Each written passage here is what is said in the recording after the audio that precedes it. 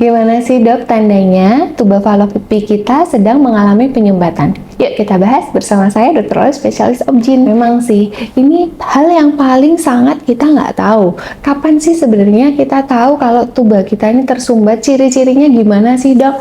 Nah, ada beberapa pasien yang menanyakan seperti ini. Padahal tuba ini mungkin salah satu yang paling susah dan kadang-kadang kita nggak tahu loh, nggak pernah ada gejala apa-apa kok dok. Tapi kok ternyata tersumbat ya? Karena gejalanya ini sangat minimal. Jadi biasanya keputihan yang berulang, sering keputihan, sering infeksi, diobatin hilang, habis itu timbul lagi.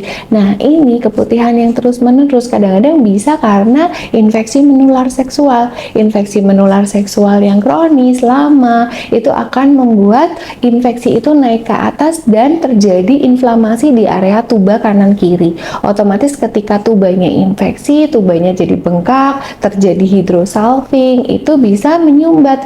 Jadi sperma nggak bisa ketemu sel telur karena terjadi sumbatan pada tuba.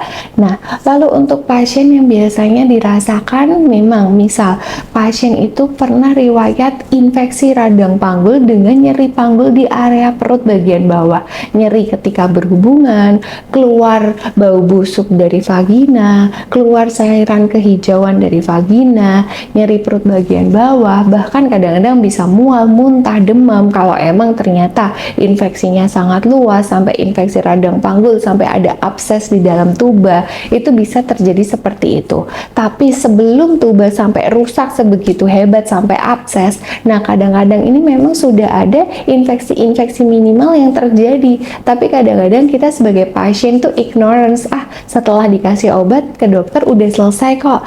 Nah, jadi ini pentingnya untuk pasangan suami istri yang menunggu keturunan, sebaiknya tetap harus periksa ya tubanya ya. Dan apabila ada keluhan seperti yang saya sebutkan tadi, langsung segera ketemu ke dokter. Karena kalau emang ternyata itu awal mula infeksi dari tuba, segera diobati supaya tidak terjadi kerusakan tambah parah. Sehat reproduksi bersama saya Dr. Olive. Bye-bye. Jangan lupa subscribe and share.